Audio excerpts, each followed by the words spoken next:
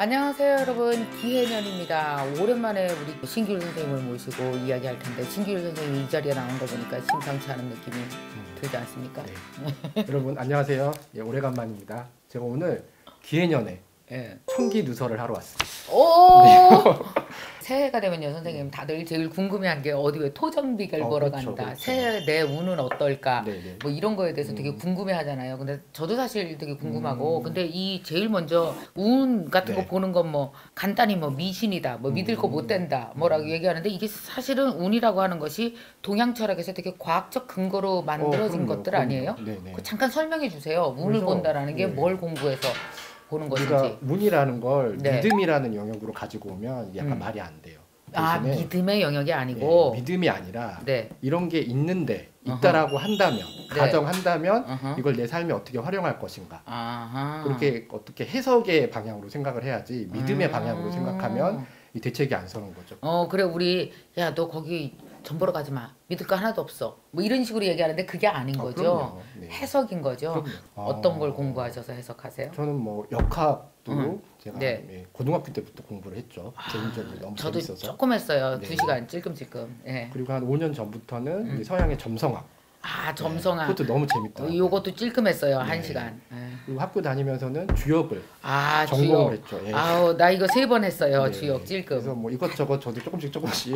나는 정말 찔끔찔끔이거든요. 근데 이렇게 찔끔찔끔이라도 책을 보고 뭐 사주명리 뭐 이런 것도 책 보고 그랬더니, 그래도 해석을 할 때 알아들을 수 있으면 그 다음에 나에게 누가 운을 얘기해 준다고 한다면 그걸 믿음으로 가지 않고 나에게 맞는 해석으로 나의 어떤 그 자세를 다시 다듬는다든지 뭐 이렇게 쓰고 있거든요. 그리고 또 지나간 삶에 대한 해석을 할 때 이런 어떤 프레임으로 해석을 하면 정말 희한하게 이게 맞아 들어가요, 하나하나씩. 그래서 앞으로도 이러지 않을까라고 뭔가 대비를 하고 방비를 하는 거죠. 네, 저는 이런 공부를 해서 제일 좋았던 건, 책을 읽으면서 제일 좋았던 건, 저한테 생긴 힘은 뭐냐면 불행을 해석하는 힘이 생긴 것 같아요. 이 불행이 내 편 되려고 왔구나, 나에게 방향을 다른 방향으로 살게 하는구나. 그러지 불행 자체를 그걸 그대로 보고 난 망했어 이런 식으로 보지 않는 새로운 프레임이 생긴 거가 공부의 어떤 절묘한 그 맛이 아닌가 생각이 들거든요. 그래서 이런 운이라는 테마가 어떻게 보면 수천 년 동안 사그라들지 않고 이어져 올 수 있었던 게, 내가 너무 힘들고 지쳤을 때 그 지치고 힘든 삶을 조금은 뭔가 그럴듯하게 행복하게 해석해 줄 수 있는 충분한 역할을 해왔기 때문이라고 생각하거든요. 그렇죠. 그러니까 그 많은 동양의 철학자들이 끊임없이 연구하고, 이게 뭐 사람을 미혹시키려고 한 것이 아니라 사람에게 좋은 해석을 주고 더 나은 삶을 스스로 해결해 나갈 수 있도록 책으로 쓰고, 너도 공부하여 너 스스로 해석해 나가봐라, 이런 어떤 프레임을 준 게 아닌가 싶거든요.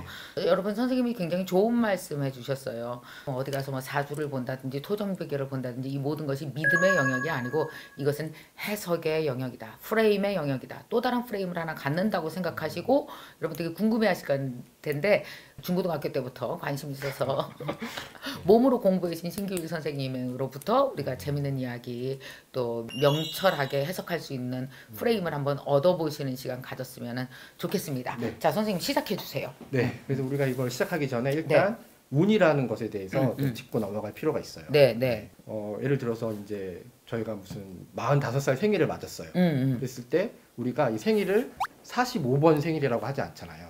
그러면 우리가 뭐라 그러냐면 45번째 생일이라고 해요. 번째라고 그러죠. 그 차이가 혹시 어떤 건지 아시나요? 기수와 서수죠. 그렇죠. 근데 어려우니까 기수와 서수는 조금 풀어서 설명해 주시면, 이 1, 2, 3은 하나하나 끊어지는 거잖아. 1, 2, 3. 근데 첫 번째, 두 번째, 세 번째는 누적되어진 거죠. 그렇죠. 그게 바로 이제 서수냐 기수냐의 차이인 것 같아요.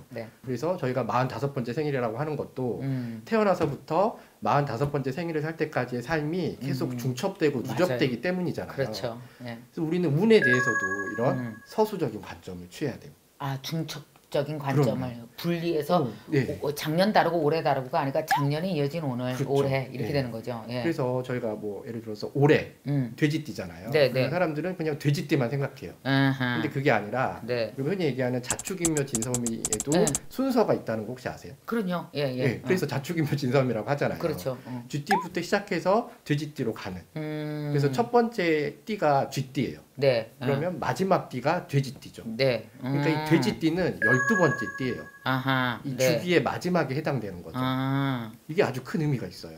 어떤 의미가 있어요? 그러니까 우리가 뭐 돼지띠에 어떻다라고 할 때는 네. 이 돼지띠에 있는 어떤 것만 해석하는 게 아니라 내가 과연 쥐띠부터 그러니까 12년 전이죠. 12년 전. 네, 그때부터 내가 어떤 일을 해왔고 어떻게 나에 대한 뭔가를 쌓아왔고를 봐야 되는 거죠. 그래서 지금 내가 56세니까 12년 전이면 40몇 살이야? 2007년입니다.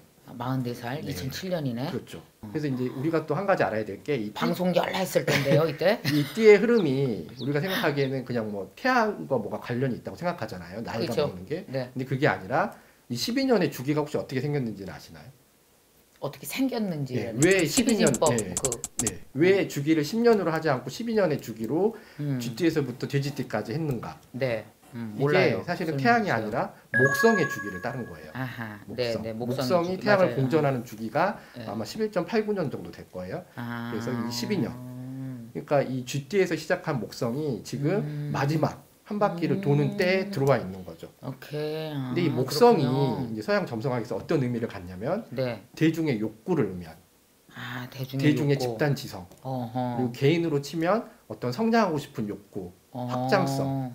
그래서 이 목성의 주기가 한 마디 끝날 때마다 네. 동양에서는 이 띠가 바뀌고 띠가 바뀔 때마다 대중의 새로운 트렌드가 나타난다고 해석을 하죠. 그러면 올해는 어떤 그 트렌드상 많은 변화의 분기점이 될 수 있다라고 할 수 있는 올해가 건가요? 굉장히 중요한 거예요. 왜냐하면 변곡점이 되는 건가요? 12년 동안 쌓여왔던 에너지가 극대화되면서 터지겠죠. 그렇죠. 그리고 새로운 에너지가 들어오는 시기예요. 그래서 만약 예를 들어서 2007년이라 그랬잖아요. 네, 저번에 네. 돼지띠는 2007년에 그럼 어떤 일이 있었을까요? 어떤 큰 에너지가 마지막 작별을 고하고 새로운 에너지가 잉태가 됐을까요? 2007년에. 그러니까 국가적으로나 전체 사회적으로 세계적인 일이죠. 세계적으로 IT 혁명의 시작이 아닐까 싶기도 한데. 맞습니다. 2007년. 너 왜 이렇게 똑똑해? 나 다 맞춰 지금. 2007년 1월 9일에 죄송합니다. 아이폰이 나왔죠. 2007년 1월에 아이폰이 나왔어요. 혁명이지. 그렇죠. 어마어마한 혁명이지. 근데 이때 이 변화를 모르고 그 이전 세대 핸드폰들이 있었잖아요. 이때부터 서서히 책이 안 팔리기 시작했을 거예요. 아이폰 모르냐고. 그러면 만약에 2007년 그 이전은 1995년이에요. 1995년도 돼지띠죠. 돼지띠. 네. 이때도 뭔가 큰 에너지가 마지막 인사를 고하고 이제 새로운 에너지가 시작이 되는 거예요. 이때는 어떤 새로운 에너지가 시작이 됐을까요, 그럼? 95년에 어떤 일이 있었을까? 뭐 이때도 그 가장 큰 게 어떤 컴퓨터 관련한 거 아니었을까요? 그죠? 그때도 그랬어요. 1995년에 윈도우 95가 나와요. 그러게. 윈도우 95가 어떤 의미가 있냐면 처음으로 시작 화면이 나옴.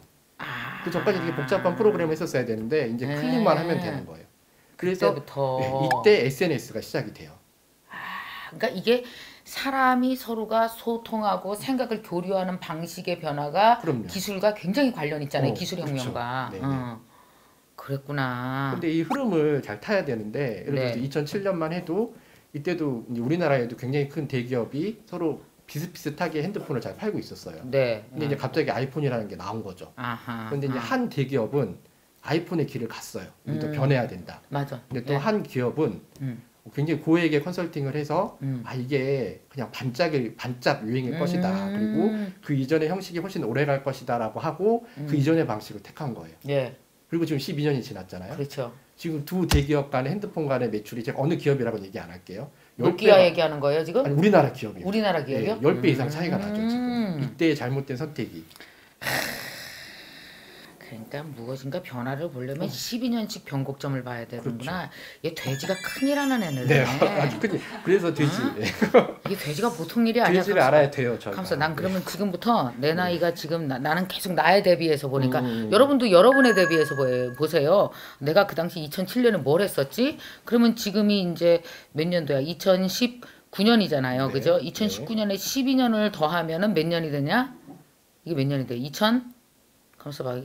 2031년이 되는 거네. 네, 그죠? 네. 제가 몇 살이 되냐 하면은 68세가 되는 거예요. 68세.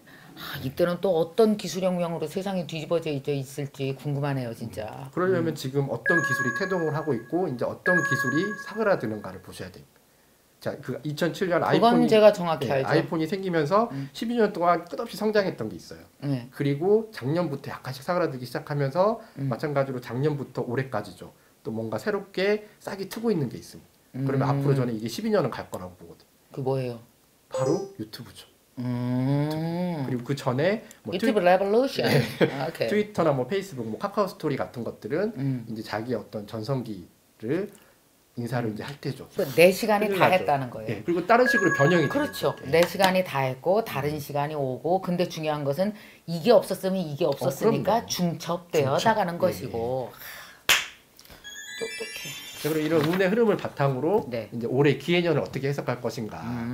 이제 모든 언론에서 무조건 황금돼지 하니까 막 되게 좋게 들리잖아요. 뭔가 대단해 보이고. 원래 괜히 뭐 앞에 뭐 꼭 붙여 무슨 말 무슨 돼지 뭐 꼭 붙이죠. 근데 이제 황금돼지가 틀린 말은 아니에요. 황금돼지가 맞는데 저는 이제 그런 말보다는 일단 이 기해라고 했을 때 기는 어떤 의미고 해는 어떤 의미인가를 알아야지 좀 해석을 할 거 아니에요. 그럼요. 올해에 대해 올해의 이름에 대해서 그렇죠. 해석할 줄 알아야 되죠. 맞아요. 이 기는 동양의 오행으로 토를 상징해요. 그렇죠. 흙. 토죠. 근데 이 흙에도 두 가지 종류가 있잖아요. 엄청 큰 평야 같은 흙이랑 집의 정원이나 이런 조그만한 흙. 기토는 아주 작은 땅을 의미해요. 작은 정원이죠. 아주 작은 땅을 의미해요. 그리고 이 해는 물을 의미하죠. 물. 오행에서 물을 의미하는데 조그만한 물이 아니라 큰 물을 의미해요. 그러니까 바다나 아주 큰 강 같은. 거의 임수에 맞먹는 거예요? 임수보단 작아요? 비슷하다고 생각하시면 돼요. 예. 자, 그러면 이 두 개를 한번 조합해 보세요. 아주 큰 바다 위에 아주 작은 땅이 있어요. 이거 어떤 모양이 되죠? 그러면? 섬이잖아요. 맞아요. 외도인가? 섬. 바로 섬. 제가 하고 싶은 얘기가 섬이에요. 나 왜 이래 나 오늘 뭐 좀 있는 것 같은데 뭐 왔어 두 분 오셨어 지금. 그래서 일단 섬을 잘 기억해 두시고 그러면 이제 다시 바꿔서 이걸 그냥 오행적으로 설명하면 아까 기가 토라 그랬잖아요. 기가 토죠. 토는 사람들이 오행에 대해서 모를 것 같아요. 목화토금수 오행은 좀 그냥 설명해 주세요. 우리 월화수목 금토 이런 거 생각하시면 돼요. 그래서 목, 나무, 그리고 화, 불, 그리고 토, 흙, 금, 그리고 수, 물. 이게 오행이죠. 동양의 오행. 동양의 모든 철학은 이 오행을 중심으로 움직여요. 그렇죠. 그래서 이 기는 그중에 토에 해당이 되고 토가 상징하는 게 뭐냐면 연결을 상징해요. 연결. 연결. 목화와 금수를 연결해 주는 거죠. 그 가운데서. 그렇죠. 그래서 중앙을 상징하고 중앙에서 서로를 연결해 주는 역할을 해요. 그리고 뒤에 이 해는 수를 상징하는데 수는 지식을 상징해요. 지식. 지식 중에서도 뭐 전자나 정보 쪽 있잖아요. 약간 이과적인 지식들 이런 것들을 상징해요. 자, 그럼 이 두 개를 연결시켜 보십시오. 그럼 뭐가 되죠? 지식이 연결되는 거니까. 그렇죠. 정보의 연결이에요. 정보의 연결이네. 섬처럼 떠 있으면서 정보를 연결하는 거. 섬처럼 떠 있어서 정보를 연결하는 거는 블록체인이죠.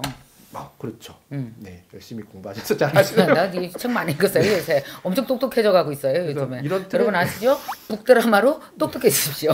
이런 트렌드가 없었다는 게 아니라 이제 기해년에 비로소 그 모습을 드러내고 아주 강하게 자신을 어필할 거라는 거죠.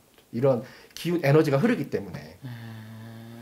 이거 좀 알았으면 좋겠는데 우리가 무엇인가 12년마다 트렌드가 딱딱 바뀔 때마다 그 통렌드에 올라탔을 때 거기에 정보가 있고 지식이 있다라는 건 거기에 사람이 있다는 거고 그렇죠. 사람이 있다라는 건 거기서 돈이 통행한다는 뜻이에요. 그래서 거기에 안 가 있으면 한참 뒤로 물러설 맞아요. 수밖에 없어요. 그래서 12년 전에 한번 물러섰다면 지금 12년 후인 이번 기해년에는 물러서지 말고 좀 열심히 공부해서 이걸 따라잡을 필요가 있겠네요. 우리 이렇게 12년씩 2번 물러나면 퇴물이요. 그렇죠. 12년씩 2번 물러서면 퇴물이에요. 한 번 물러섰으면 이번에는 따라와야 되겠네요. 맞아요. 따라갑시다. 그래서 이제 이런 것들을 제가 아까 섬이라 그랬잖아요. 네, 섬 같은 경우도 우리가 좋게 생각하면 이게 굉장히 독립적이잖아요. 그쵸? 자기 혼자 외따르게 서 있으니까. 그런데 부정적으로 생각하면 이거는 고립이에요. 고립. 그래서 그렇죠. 이 기회의 이미지에서 우리가 긍정적인 쪽으로 갈 것인가, 독립적이고 진취적인 쪽으로 갈 것인가, 아니면 고립되고 은둔된 쪽으로 갈 것인가는 개인의 선택인 거죠. 이제. 그렇지. 그래서 저는 이 기회를 생각하면 유명한 작가가 한 명이 생각나요. 누구요?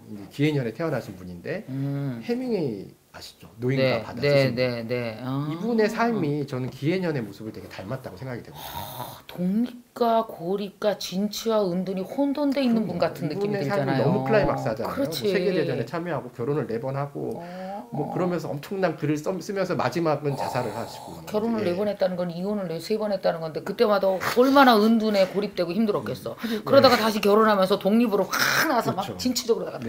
다시 이혼하면서 은둔으로 갔다가 아 그랬구나. 그래서 이 장점과 단점을 온몸으로 보여주신 분. 계속을 잘해. 아 그렇군요. 해밍웨이가 기해년생이세요.